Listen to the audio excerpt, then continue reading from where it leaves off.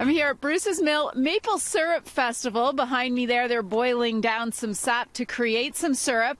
But one thing that's happening this year is the weather we've had has meant that if you take a look inside these buckets here, pretty much empty. And that's just because we haven't had warm enough temperatures for the sap to get going. Yeah, that's right. It's been somewhat unseasonably cold, and the temperatures really aren't ideal right now. We've had the odd day where it's run a little bit, but really you need kind of nighttime temperatures down to about -5, and then daytime temperatures up to about +5 is your really ideal conditions, and we just haven't seen that on a consistent basis yet. Yeah, I mean, it's just been cold, right? And so how far behind would you say it is as far as the sap starting? I would say we're a couple weeks probably. Normally, again, all weather dependent, but we've had runs as early as mid-Feb, but normally it's end of February, so we're a couple weeks into, almost a week into March now, I guess, so we're getting...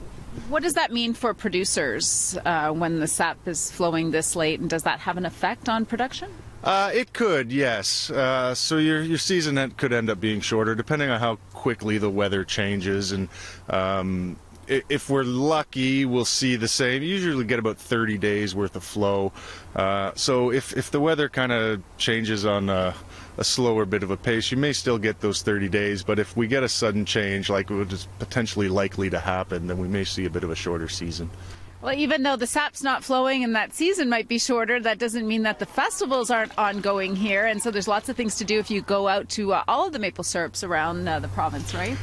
Yeah, absolutely. So we run here as well as we have 3 other sister locations as well, the Courtright Center and some CVC parks, Terracotta and Island Lake. We all run, we started this Saturday and we run through till April 7th is the final weekend. Very sweet. Remember, in the meantime, while they're waiting for the sap to flow, these maple syrup festivals are in full swing.